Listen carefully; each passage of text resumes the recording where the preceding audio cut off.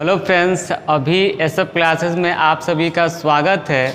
अगर आप हमारे चैनल पे नए हो तो चैनल को सब्सक्राइब ज़रूर कीजिए। आज हम एनसीईआरटी क्लास 10 मैथ का चैप्टर नंबर 4 द्विघात समीकरण क्वाड्रेटिक इक्वेशन की प्रश्नावली 4.1 के प्रश्नों को लगाएंगे। आज हम जो प्रश्न लगाएंगे वो प्रश्न है 2 का दूसरा। ये प्रश्न क्या है? दो क्रमागत धनात्मक पूर्णांकों का गुणनफल 306 है। हमें पूर्णांकों को क्या करना है? हमको ज्ञात करना है, पूर्णांक ज्ञात करना है, पूर्णांकों को ज्ञात करना है। यानी कहने का मतलब हमको पूर्णांक ज्ञात नहीं करना है, हमें केवल जो है इसको द्विघात समीकरण के रूप में लिख के बना देना है। बस हमको ये चीज़ ध्यान में रखना है। आई बात समझ में? आई देखिए इसको कैसे लगाते हैं।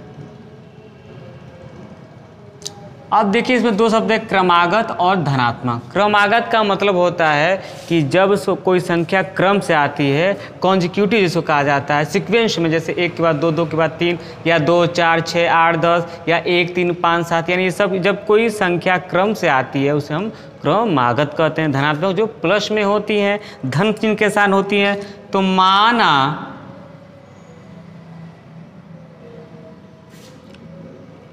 दो क्रमागत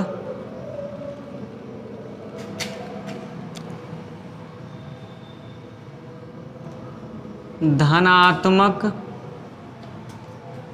पूर्णांक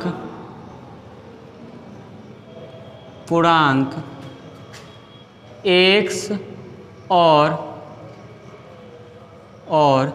x + 1 है। क्लियर है? अब प्रश्न में क्या कहिए? अकॉर्डिंग टू क्वेश्चन, प्रश्नानुसार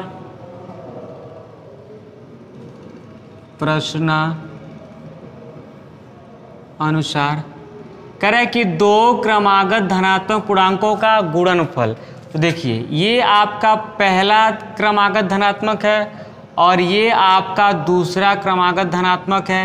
इन दोनों का जो गुणनफल है वो आपको दिया है 306।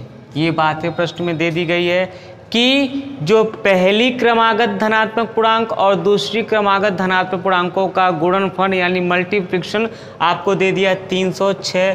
तो हमने पहले इंटीजर्स को x माना है और दूसरे को x + 1 माना है, और जैसे ही इन दोनों का मल्टीप्लाई करेंगे हमको 306 मिलेगा, जो प्रश्न में हमको ऑलरेडी दिया हुआ है। अब हम क्या करेंगे? इसका गुणा कीजिए।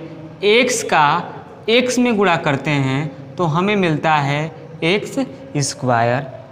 x का 1 में करेंगे तो पहले चिन्हों का मल्टीप्लाई करते हैं। इसके सामने प्लस है और इसके सामने प्लस, और प्लस हमेशा प्लस होता है। x का 1 में करेंगे तो ये हो जाएगा 1x।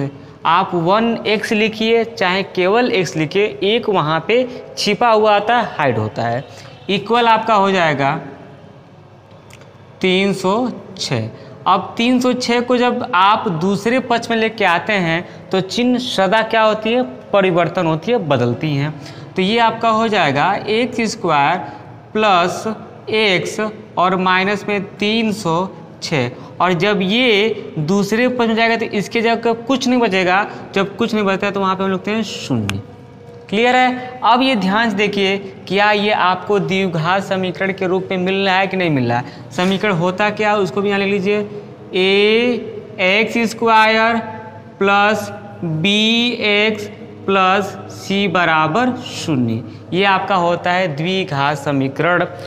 आप चिन्ह पर बिल्कुल मत जाइए, चिन्ह माइनस भी हो सकता है, प्लस भी हो सकता है। आपको देखना है कि क्या x की जो सबसे बड़ी घात है वो 2 है कि नहीं है, और जो दूसरा x है उसकी घात 1 है कि नहीं है। आपको केवल ये मिलाना है। अगर ये इस रूप में मिल गया तो समझिए कि हमने इस प्रश्न को द्विघात समीकरण के रूप में निरूपित कर दिया, रिप्रेजेंट कर दिया। यही हमको इस प्रश्न में केवल करना था। जब हम आगे की प्रश्नावली को पढ़ेंगे तब हम सीखेंगे कि द्विघात समीकरण को कैसे हल करते हैं, कैसे उसका मान निकालते हैं, मतलब कैसे x की वैल्यू को फाइंड की जाती है। अगर आपको इस प्रश्न में कहीं भी कोई समस्या आ रही हो तो उस समस्या को आप कमेंट में लिख के पूछ सकते हैं। अगर आपको यह प्रश्न समझ में आया हो और आप इससे संतुष्ट हों तो इस वीडियो को ज़्यादा से ज़्यादा मात्रा में अपने फ्रेंड्स के बीच में शेयर कीजिए। मिलते हैं नेक्स्ट वीडियो में, तब तक के लिए